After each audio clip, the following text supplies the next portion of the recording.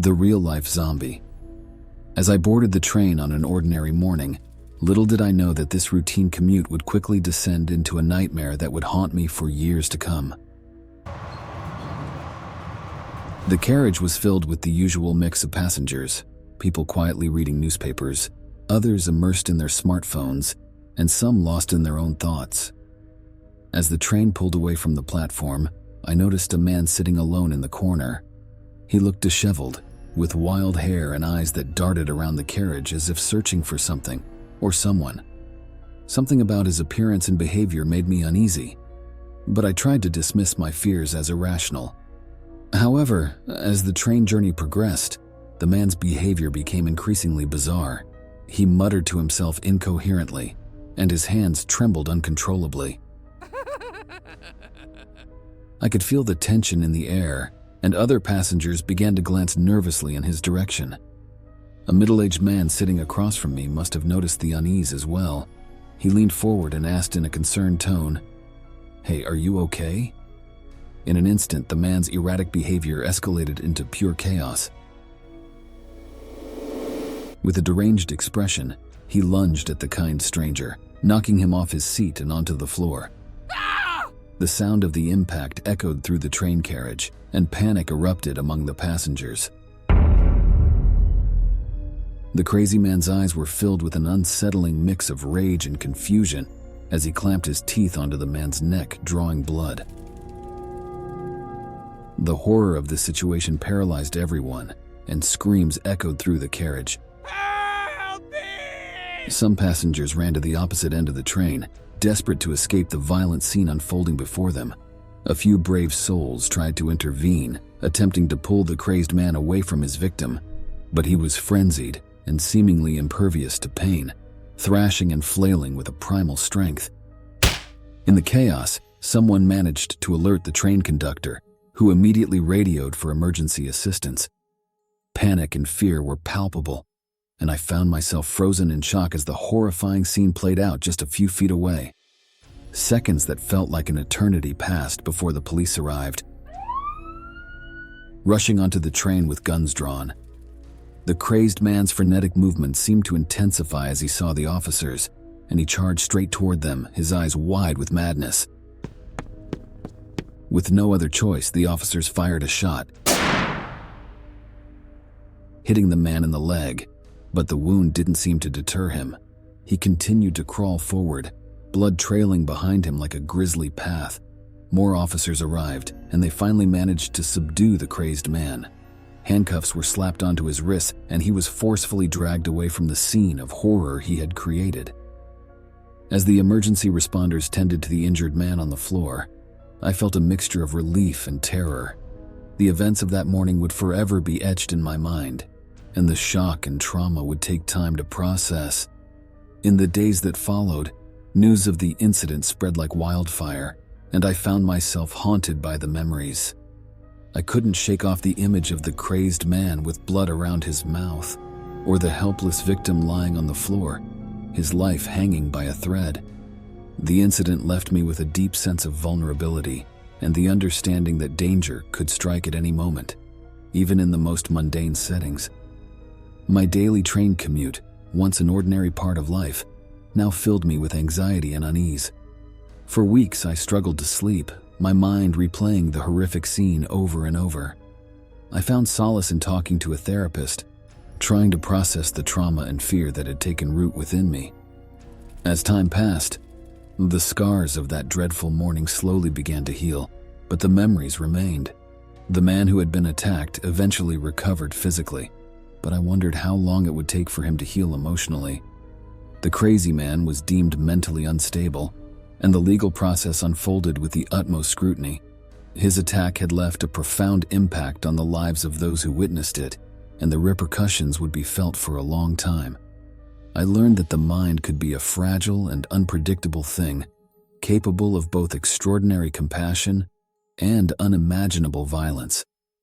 The incident changed the way I viewed the world, reminding me that life's fragility and unpredictability were lurking beneath the surface of every seemingly ordinary day. Story 2. The Train Creep. It had been a fun night out with friends, filled with laughter and drinks. But now, as I sat alone in the empty train carriage, my previous sense of euphoria had turned into unease. The late-night train ride home seemed eerily quiet, except for the distant hum of the tracks beneath me. My eyes were fixed on my phone, the glow of the screen illuminating my face as I listened to a podcast with my headphones on. The train made its regular stops, and with each one, I glanced up to see if anyone had boarded. The carriage remained empty, except for one figure seated a few rows behind me, a man with an unsettling aura. I tried to focus on my podcast, attempting to brush off the feeling of being watched, but after a few stops I looked back again, and my heart skipped a beat. The creepy man had moved closer, his eyes locked on me with an unnerving intensity. Feeling a growing sense of unease, I pulled my coat closer around me and tried to ignore the man's presence. I consoled myself, thinking it was merely a coincidence. Still, I couldn't shake the unsettling feeling that crawled up my spine. Finally, my stop arrived, and I hurriedly made my way off the train. Glancing back, I saw the creepy man still seated, his unsettling gaze fixed on me. A chill ran down my spine, but relief washed over me as I realized he hadn't followed. The 10-minute walk home felt longer than usual. My senses were on high alert, and I constantly glanced over my shoulder, half expecting to see the man trailing behind me. But my fears seemed unfounded as I reached my apartment building without incident. Once inside my apartment, I tried to push the unnerving encounter from my mind. I brushed my teeth, prepared for bed, and settled under the covers with my phone in hand. I scrolled through TikTok videos, hoping to distract myself from the disturbing thoughts. After a few minutes, I turned around to grab my charger from the nightstand, but when I did, my breath caught in my throat, and I let out a blood-curdling scream. There, just beyond the window pane, stood the creepy man from the train. His eyes locked onto mine, and a sinister grin spread across his face. Panic surged through me as I realized that he had followed me home. Adrenaline pumping through my veins, I sprinted out of the room and locked myself in the bathroom, clutching the phone in my trembling hands. I dialed 911, my voice shaking as I explained the terrifying situation to the operator. The dispatcher assured me that help was on the way and instructed me to stay in the bathroom. My heart raced and my mind filled with fearful thoughts of what the man might do next. The sound of breaking glass pierced the air, and my heart pounded even harder. He had broken in. I could hear faint footsteps moving through my apartment, and the dread in my chest grew with each passing moment. Suddenly, loud bangs reverberated through the apartment. The man was trying to force his way into the bathroom.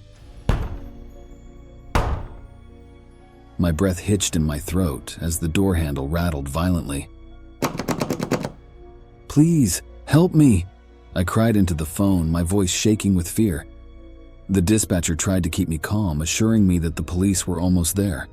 The minutes felt like an eternity, and the sound of my own heartbeat seemed to drown out everything else. The footsteps moved away from the bathroom, and I heard the man's voice muttering sinister words. "I'm not done with you, honey." Tears streamed down my face as I huddled in the bathroom, feeling like a trapped animal awaiting its fate. My thoughts raced, trying to figure out how to survive this horrifying ordeal. I heard the man's frantic movements as he realized the police had arrived. His hurried footsteps moved through the apartment, and then everything went silent. As the police stormed into the apartment, I heard the dispatcher speaking to them through the phone, guiding them to my location. With the adrenaline coursing through my veins, I flung open the bathroom door, desperate to escape. But the nightmare was far from over. The police found no sign of the man, as if he had vanished into thin air. My apartment was left in disarray, with the broken window and evidence of the man's intrusion. The officers tried to calm me down, assuring me that they would conduct a thorough search. But the fear and unease remained, knowing that the man was still out there, free to continue his sinister pursuits. In the days that followed, I lived in constant fear, haunted by the memory of that sinister grin and the chilling encounter on the train. I installed security cameras, changed the locks, and took every precaution to safeguard my home, but the feeling of vulnerability persisted. The police investigation yielded no leads, and the man continued to evade capture, leaving me to wonder if he would strike again. The fear of encountering him lurking in the shadows plagued my every step. Story 3. Attacked on the train. As I stepped onto the train platform, a sense of unease washed over me. It was the middle of the night, and the station was deserted, except for a group of rowdy teenagers who seemed to be drunk. I tried my best to avoid them and headed to an empty carriage, hoping for a peaceful journey home after a long night shift. The train doors closed, and the rowdy teenagers got off at the next stop, leaving me alone in the dimly lit carriage. As the train resumed its journey, I let out a sigh of relief, grateful for the solitude after a tiring night of work. Little did I know that the night was about to take a terrifying turn. Moments later, a man boarded the train, his body language exuding agitation and distress. He mumbled to himself, and his disheveled appearance sent chills down my spine. I tried to focus on my phone, pretending not to notice him, but a feeling of discomfort settled in the pit of my stomach. I kept my eyes down, avoiding any form of eye contact with the strange man behind me. The minutes passed, and I tried to shake off the uneasy feeling, convincing myself that he would soon get off at his stop, leaving me alone once more. However, when I looked up, he was nowhere to be seen. The carriage had fallen eerily silent, and the absence of his presence sent a shiver down my spine. Panic began to claw at the edges of my mind as I scanned the empty space, searching for any sign of the man. Just as I started to relax, thinking he had left, the man appeared right in front of me. His unsettling gaze bore into mine as he demanded to know my name and why I had been staring at him. I stammered, trying to dismiss him, but his erratic behavior left me on edge. With great effort, I managed to keep my composure and asked him to leave me alone. To my relief, he stepped away, disappearing from my view. But it was short-lived relief. Minutes later, he came charging towards me, his eyes filled with malevolence, and his hands reached out to grab me. Panic surged through me, and I screamed and kicked with all my might, desperate to break free from his grip. In a moment of sheer adrenaline-fueled strength, I managed to escape his grasp. Without hesitation, I sprinted to the back of the train, hoping to find a place to hide. My heart pounded in my chest and terror gripped my every breath. I huddled behind some chairs, praying that he wouldn't find me. Tears streamed down my face as I tried to control my sobs, knowing that making a sound would only make him aware of my hiding place. The train carriage seemed to be closing in on me, suffocating me with its silence. In the distance, I heard him call out tauntingly, "There is no one here to save you." My body trembled uncontrollably as I clutched my phone, desperate to call the police. But the fear of him finding me held me back.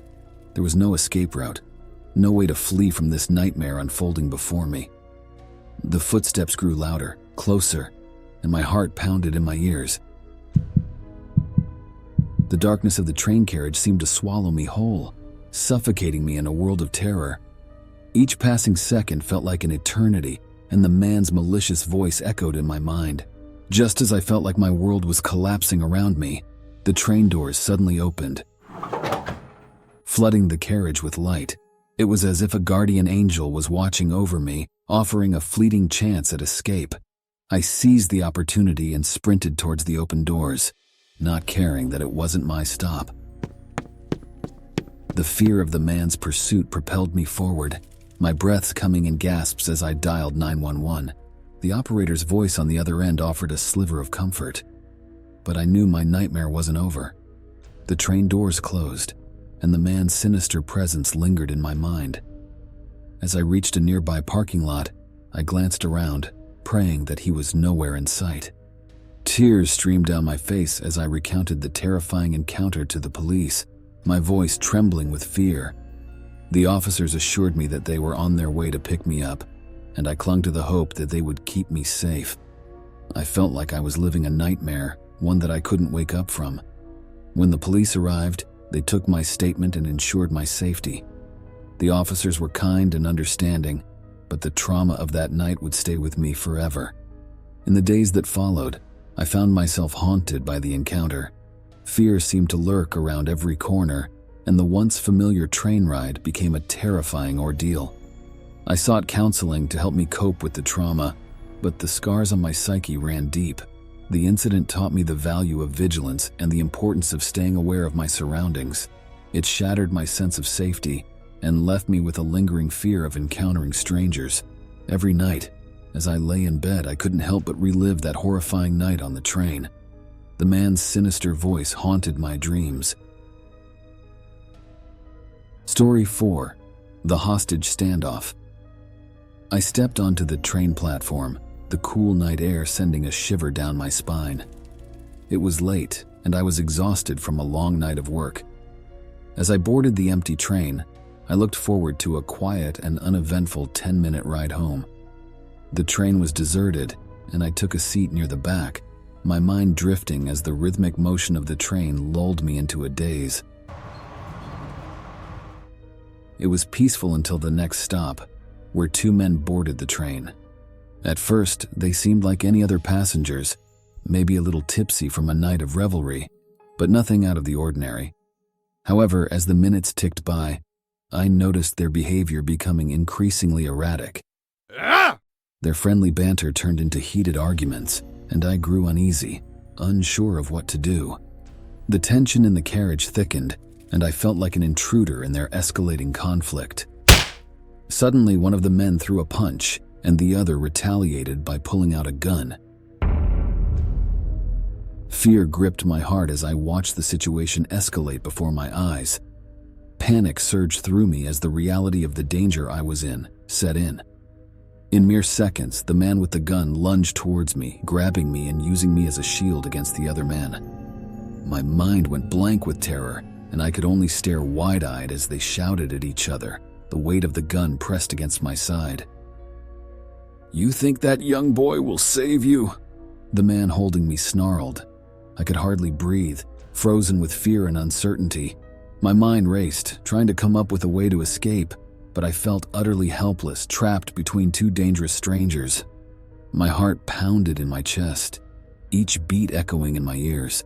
The train continued its journey, and the tense standoff seemed to last an eternity. Time slowed to a crawl as I waited for some kind of reprieve, but it felt like the nightmare would never end. Then, just as the situation seemed hopeless, the train jolted to a stop, but it wasn't at a regular station. The blue lights of police cars flashed outside the windows, casting an eerie glow over the scene. The train driver had alerted the authorities, and they were here to intervene. The loudspeaker crackled to life, and the voice of a determined police officer echoed through the carriage. "Drop your weapons and let the boy go, or we will shoot!" The man holding me tightened his grip, using me as a shield against the approaching police. Panic surged through me as I realized I was now at the center of a dangerous standoff. The shouting escalated, and it seemed like time had slowed to a crawl. The other man, realizing that there was no way out, dropped his weapon and lay down on the floor, surrendering to the police. But the man holding me wasn't ready to give up so easily. He turned around, still using me as a shield, his desperation palpable. I could see the fear in his eyes as he assessed his limited options. He knew he was cornered, and he had to make a choice quickly if he wanted to survive. Finally, with great reluctance, he released me, setting me free but still using me as a buffer between himself and the police. I stumbled away from him, my legs shaking, and moved towards the approaching police. The man with the gun knew there was no escape, and he too made the difficult decision to surrender. He dropped his weapon and fell to his knees, his hands raised in surrender. Relief washed over me, but I was still in shock, my mind struggling to process the terrifying ordeal I had just endured. The police quickly apprehended the two men, securing them in handcuffs and reading them their rights. As I stood there, surrounded by the flashing blue lights and the tension slowly dissipating, a police officer approached me, his expression one of concern. He asked if I was okay, and I could only nod, unable to find my voice. The officer assured me that everything was under control now and that they would take care of me. He radioed for medical assistance and a paramedic came to check on me, making sure I was physically unharmed. Once the situation was fully under control, the police escorted me off the train. They took my statement and offered me a ride home, knowing the traumatic experience I had just endured. I accepted, grateful for their kindness and support. As I sat in the back of the police car, my mind still reeling from the night's events, I couldn't help but feel an overwhelming sense of gratitude. The police had acted swiftly and bravely to protect me, and their presence had been my saving grace. When I finally arrived home, I found comfort in the arms of my family, who had been worried sick about me. They held me close, and I let myself cry, releasing the pent-up fear and trauma of the night. Thanks for watching the Haunted Sketchbook. Be sure to check out any of the videos on screen right now if you're planning on not sleeping tonight.